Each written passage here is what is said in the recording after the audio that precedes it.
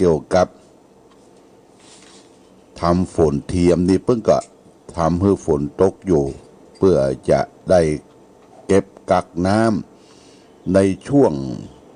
ฤดูฝนเนี่ยนะฤดูฝนในช่วงของการเข้าพรรษาออกพรรษาแล้วก็จะได้ใจน้ำเป็นปัจจัยสำคัญสำหรับชีวิตของคนเฮาและท่านทั้งหลายแต่ก็ที่น่าดีใจว่าปีนี้น้ำฟ้าฝนดีญาติโยมนะเฮาก็ได้ปลูกข้าวกะไรนาต่างๆพืชพันธุ์ธัญญาหารปุป่งใบได้ใจได้บริโภคนี่เป็นสิ่งที่น่าอนุโมทนาว่าปีนี้แต่นั่นแหละเมื่อพืชพันธุ์ธัญญาหารดีก็ทำให้ผู้คนได้อยู่ได้อาศัยได้กินได้เก็บผักไม้ไส้เครือเอามาประทังชีวิตก็อยู่ในช่วงของโควิดนะโควิด-19 เนี่ยมันก็กำลังระบาดอยู่ญาติโยมช่วงที่3นี่นะช่วงที่3นี่ระบาดไปทั่วบ้านทั่วเมืองทำให้เฮานี่กักตัวอยู่กับบ้านกับจองการกักตัวหรือว่าล็อกดาวน์นี่ญาติโยมเขาก็ต้องอาศัยกินของเก่าที่มีอยู่เมื่อต้องไปเดือดร้อนวุ่นวายอย่างญาติโยมกินไปเถอะอยู่ไปพักพาอาศัยไปของที่มีกินมีใจเป็นข้าวสารอาหารแห้งเป็นผักไม้ไส้เครือบ้านเฮาดีกว่าหลายประเทศญาติโยมประเทศเมืองนอกอย่างประเทศตะวันออกกลางนะเพิ่นมีแต่ทะเลทรายนะปลูกฝังอันใดก็บ่ได้แต่บ้านเฮานี่แม้แต่เอาหอมเอากระเทียมใส่ซ่าใส่หยังไว้ในโรงครัวโรงอาหารเฮานะมันก็ยังงอกขึ้นมานะอุณหภูมิมันดีญาติโยมก่อนการมานี่สมัยป้าอุ้ยแม่อุ้ยเฮาเนี่ยเปิ้นปลูกหอมแดงนะปลูกหอมแดงใส่น้ำคุเก่าไว้หิ้งน้ำไว้ต่างนอกจานเวลาทำสำรับกับข้าวก็ทกเอาที่ญาติโยมมาปรุงมาใส่อันนี้ก็เรียกว่าเฮาก็ประหยัดอดออมเรื่องการใช้จ่ายบัดนี้ต้องประหยัดอดออมในการดำเนินชีวิตของเฮาช่วงโรคไข้หวัดโควิด-19 นี่ญาติโยมนะต้องเฝ้าระมัดระวังจะไปอวดดีว่าบ่เจ็บบ่เป็นบ่ไข้บ่เมื่อยนะญาติโยมอวดดีบ่ได้แมงนี่มันบอกว่าจุเจ้าพระสงฆ์บอกว่าคฤหัสถ์ญาติโยมบอกว่าคนนั้นจะเก่งกาจสามารถมาจากที่ไหนถ้าโรคภัยนี่เข้าไปแทรกอย่างที่ประเทศอเมริกาเนี่ยมีเป็นประเทศที่เจริญที่สุดในโลกญาติโยมนะเป็นประเทศมหาอำนาจแต่มีโรคระบาดเนี่ยคนตายหลายแสนนะเพราะฉะนั้นอเมริกาประธานาธิบดีโจไบเดนประธานาธิบดีคนใหม่ที่แทนนายทรัมป์เข้ามานี่นะเปิ้นเร่งฉีดวัคซีนให้ผู้คนแล้วก็รณรงค์ให้ผู้คนใช้ผ้าอนามัยปิดปากปิดจมูกแล้วบ่ปล่อยปะละเลยหรือว่าล็อกดาวน์ผู้คนนี่ก็คนเฮามันชอบอิสระแต่ก็สวุดสะฟื้อฝืนทำเกยกินเกยเอี่ยวเกยเที่ยวเกยนั่งร้านอาหารการกินเข้าบ้านเนี่ยฝืนเนี่ยทำเนี่ยอย่างอยู่เพิ่งก็จับปรับใหม่อย่างประเทศเฮาก็เช่นเดียวกันญาติโยมในช่วงนี้จะไป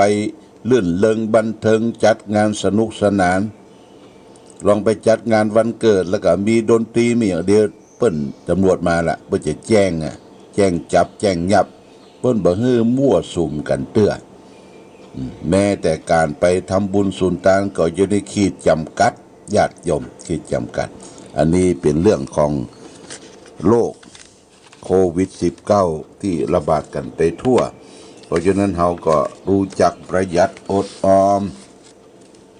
ถึงวันนี้เราอยู่กับที่กับหนกับบ้านกับจองบ่ใช่หันแก่ตัวญาติโยมนี่บ่ใช่เห็นแก่ตัวนะคือป้องกันตัวป้องกันคนชุมชนที่อยู่ร่วมกันบางทีเราแอกแตกไปกาดไปลีบางทีเราก็มีเชื้อนะอย่าไปเผยแพร่ให้เปิ้นก็ยังบ่ฮู้บางทีเปิ้นมีเชื้อมาเผยแพร่เฮาก็ยังบ่ฮู้นะญาติโยมนะอันนี้สำคัญแล้วก็วันนี้ก็จะเอาธรรมะทางสุขใหญ่มาฝากคือญาติโยมท่านสาธุชนทั้งหลายวันนี้เอาเรื่องคนป่าเถื่อนคนป่าเถื่อนนั้นมันเป็นจะใดญาติโยมลองฟังนะมันตรงกับเฮาเคยฮู้เคยหันเคยปะเคยพบก่อนคนป่าเถื่อนเนี่ยเป็นจะใดเพิ่นบอกว่าความเห็นแก่ตัวเป็นภาวะที่แสดงออกซึ่งความเป็นป่าเถื่อนได้ง่ายที่สุดในการเสาะแสวงหาปัจจัยเครื่องปนเปื้อชีวิตร่างกายคนเฮาย่อมขนขวายเพื่อตัวก่อนคนอื่นจนบางครั้งมีความทะเยอทะยานมากเกินไปก็จะทำให้เกิดการกระทำที่แสดงออกซึ่งความป่าเถื่อนทำให้เกิดการละเมิดกฎข้อบังคับหลีกเลี่ยงระเบียบระแบบแผนต่างๆของสังคมความทารุณโหดร้ายเป็นเหตุแสดงออกซึ่งความป่าเถื่อนประการที่สองการเบียดเบียนกันด้วยความเคียงแค้นจากเหตุเพียงเล็กน้อยการปล้นฆ่ากันเพื่อแย่งชิงเอาทรัพย์สินการหลอกลวงกันเพื่อแสดงความใคร่ในทางกามการพูดส่อเสียดหรือเพื่อเบียดบังเอาผลประโยชน์มาเพื่อตัวเองอันสืบเนื่องมาจากของโทสะพ่องแม้แต่การดื่มสุรายาเมาเป็นการทำด้วยการความโหดร้ายต่อตนเองเหมือนกันประการสุดท้ายก็คือความบรรลุจักผิดชอบชั่วดีที่เรียกว่ามีโมหะเป็นความเข้าครอบงำใจให้เห็นผิดเป็นชอบหลงทำลายชีวิตสัตว์อื่นเพื่อบำรุงชีวิตของตัวลักลวงเอาทรัพย์สินของคนอื่นมาเป็นของตนแต่สูญเสียคุณธรรมของจิตใจการคบจู้สู่สาวด้วยความมัวเมาในความสุขต่างกามเพียงชั่วแล่นเพียงชั่วขณะหนึ่งเหล่านี้เป็นต้นบุคคลที่ปล่อยให้กิเลสชาติทั้งสามกิเลสชาติทั้งสามชาติทั้งสามที่เขาครอบงำแล้วแสดงออกซึ่งกิริยาอาการต่างๆตามที่กล่าวมานี้ก็เอาตัวไปบ่รอดทั้งที่มีความรู้ท่วมหัวเพราะบ่รอดจากการถูกประณามว่าเป็นคนป่าเถื่อนอยู่นั่นเองโลภะโทสะโมหะคือมูลเหตุแห่งความป่าเถื่อนของคนเฮาและท่านทั้งหลายโลภะคือความโลภโทสะคือความโกรธโมหะคือความหลงนี่เป็นเหตุแห่งความป่าเถื่อนญาติโยมท่านสาธุชนเฮาได้หันข่าวแล้วก็ดูข่าวว่ามีพ่อชายคนหนึ่งเป็นลูกของทนายความญาติโยม ในปี61ไปตบไปตีเปิ้นวะไปตบแม่ยิงแต่ว่าวันซืนนี่ก็ไปตบแม่ของดาราแห่งคนหนึ่งตอนที่61นั้นไปตบไปตีว่าเปิ้น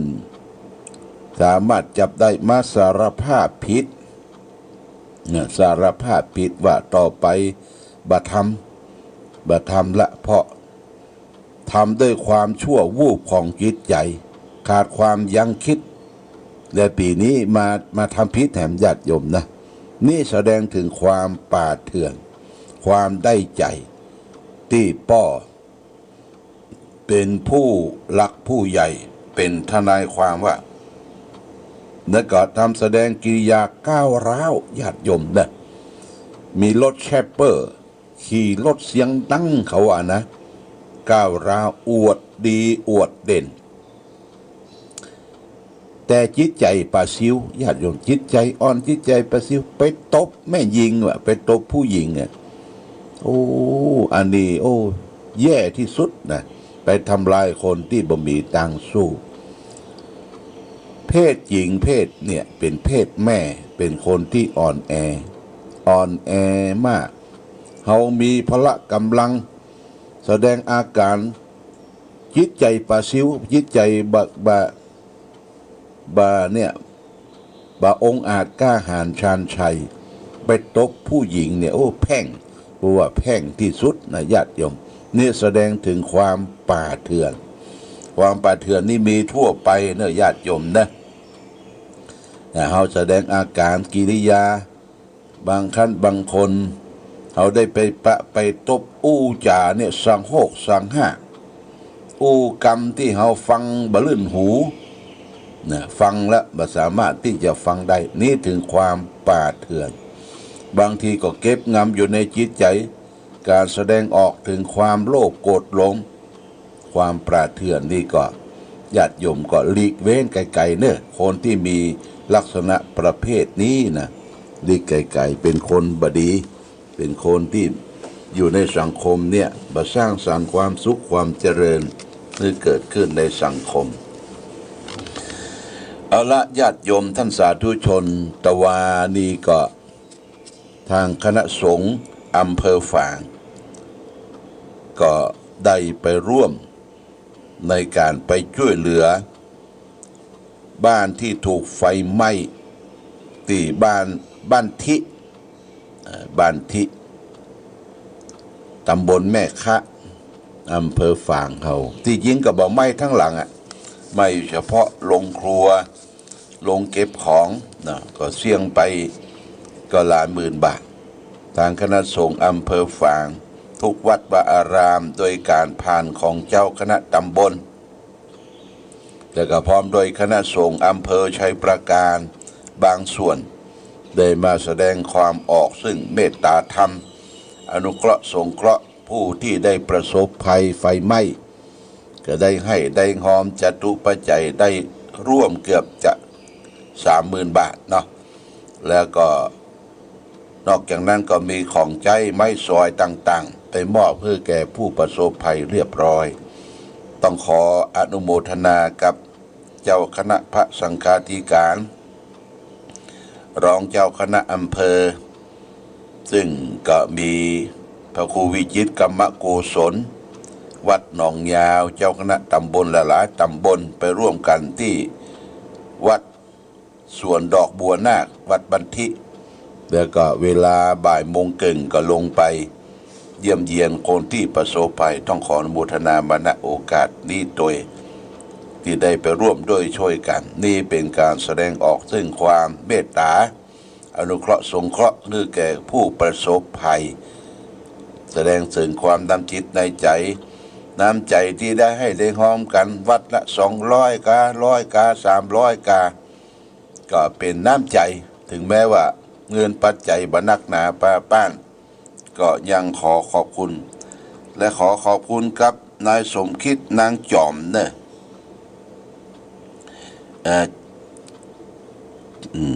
อันนี้ใจคิดสนะคิดใจนะเนี่ยแต่ว่าก็ได้ หอมไปแฮม100 บาทได้หอมไป100 บาทแล้วก็ต้องขออนุโมทนากับญาติโยมเริ่มบริจาคค่าไฟฟ้าอินเทอร์เน็ตวิทยุชุมชน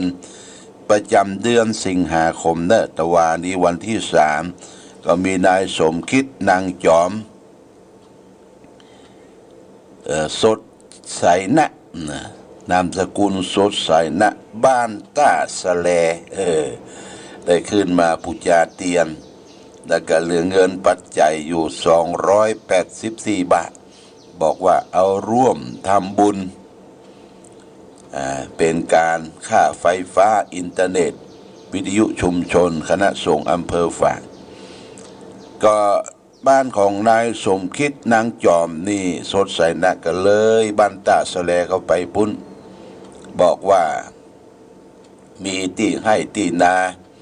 ที่ดินอยู่15 ไร่มีลูกพ่อชาย2 คนคนแรกก็เคยมาบวชกับหลวงพ่อแต่เขาบ่อยู่ตัวยบ่อยู่ตัวยและคู่ลูกคนหน้านี่ก็ไปสมัครเป็นทหารไปสมัครเป็นทหารหลวงพ่อก็ว่าดีก็มันไปเป็นทหารมันจะได้เรียนรู้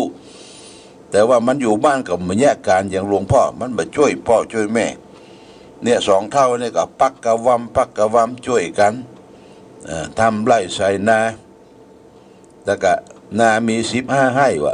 ก็ดีเนาะมีของเก่าของเกลือเพราะว่าตั้งเดิมอยู่ปุ่นลูกจากลำปางมาเสริมงามอำเภอเสริมงามลำปางมาอยู่นี่มนละเพิ่นก็มีแม่อยู่คนหนึ่งที่บ้านแต่สลาแต่ตาสะแลว่าใจแต่สลาตาสะแลเนี่ยอายุ90นะ99แล้วนะโอ้เพิ่นมีอายุยืนหลวงพ่อก็จะคิดไปเยี่ยมสักวันคนอายุยืนนี่นะ99อยู่บ้านตาสะแลเป็นแม่ของนางจอมสดใสนะบอกว่าเฮามีที่สวนมีที่ให้ที่หยังเนี่ยเพิ่นว่าก็มีบ่อปลาถ้วยหลวงพ่อเฮาว่าก็แนะนำปลูกทุกอย่างปลูกพืชสมุนไพรปลูกของกินของใจผักไม้ไส้เขือเนี่ยไปตามกำลังที่มีอยู่โดยเฉพาะอย่างยิ่งปลูกกล้วยเป็นหลักเนี่ยกล้วยไต้เนี่ยนะเปิ้นฮับซื้อนะประเดี๋ยวนี้นะปลูกกล้วยไต้เป็นหลักเนี่ยไปตามกำลังที่เฮาเนี่ยได้บางทีก็ท้อแท้ใจบอกลูกว่าโอ้อีแม่จะขายนาละมีไผเนี่ยไผทำอู้ฟาดหรือลูกเต้าได้คิดญาติโยมนะลูกเต้าทุกผู้ทุกคนเนี่ยเฮามีพ่อมีแม่ก็พยายามดูแลพ่อแม่เฮาเปิ้นมีให้นาป่าตั้งที่อยู่ที่อาศัยจะไปสีขายจะไปสีขายจะไปเล่นกินเหล้าเมายาลองตองแต่งประเดี๋ยวนี้ที่อยู่ที่อาศัยถ้าเฮาไปกึดสั้นนี่นะกึดหมิ่นไปขายหมดต่อไปเฮาหาบ่ได้ละญาติโยมยิ่งบ่มีความรู้นะยิ่งบ่มีความรู้ขี้ค้านตัวโอ้บ่ได้กินนะเนอะเห็นว่าถ้ามีที่ให้ที่นานี่อย่าไปสีขายหลวงพ่อก็บอกว่าให้กำลังใจบัดหลังจะไปได้พ่อว่าเพิ่นปลูกอะไรอย่างพ่องบ้านนายสมคิดนางจอมสดใสนะเดยตาสะแลไปใกล้ๆกับสำนักปฏิบัติธรรมน้ำบ่อทิพย์ของท่านพระครูวัดสันทรายของน้อยที่เป็นจองไปอยู่คนหลายต้งทัดนั้นมาก็มีแม่พัดนออาสาบ้านสันทรายบริจาคค่าไฟฟ้าค่าไฟฟ้าสถานีมาแฮม200 บาทปลายปอก็เอากระท้อนปุ๋ยฝ้ายมาบริจาคแฮม5 ลูกกันบ่เล่นบททอหลวงพ่อก็พาแล้วก็จิ้มลูกปวดตอกหวานหวานน้ำตาลซะจะขึ้นนักผ่องกินถึงมดแกนตะวันนี่นะเหลือนั่นแฮมซีแกนก็จะได้เอาแจกแม่ชีพ่องเนนพ่องได้จิ้มกระท้อนปุ๋ยฝ้ายแม่พัดนออาสาบ้านสันทรายโมทนาสาธุแม่พัดนออาสาบ้านสันทรายก็ได้ร่วมทำบุญยอดกันเทศ วันศุกร์นี่แหม300 บาทโมทนาสาธุมาณโอกาสนี้อันนี้ก็ประเดิมญาติโยมเดือนสิงหาคมเริ่มมาบริจาคค่าไฟฟ้าสถานี2 รายละนะมีนางพัดนายสมคิดนางจอมสดใสณบ้านตาสะเล284 บาทแม่พัดนออาสาบ้านสันทรายหลวงแฮม200 บาทโมทนาสาธุขอท่านทั้งหลายจงมีความสุขความเจริญความรุ่งเรืองในชีวิตในหน้าที่การงานเมื่อมีอายุมั่นคนยืนอย่าเก็บอย่าเจ็บอย่าไข้อย่าป่วยคืออยู่แต่พอเพียงมีความสุขความเจริญดูแลสุขภาพร่างกายปราศจากโควิด -19 นี้เหมือนกันชูผู้จูคนเอาละวันนี้พบกับญาติโยมท่านสาธุชนทั้งหลายก็พอสมควรแก่กาลเวลาต้องขออำลาญาติโยมท่านสาธุชนไปก่อนขอความผาสุกความเจริญจงมีแก่ญาติโยมทุกท่านรายการธรรมะประทีปส่องตางก็ต้องขอลาก่อนขอผู้ฟังจงตั้งมั่นจิตหันษาด้วยธรรมะขององค์พระพุทธาได้นำพาให้เกิดความสุขสงบเย็นขอเจริญพร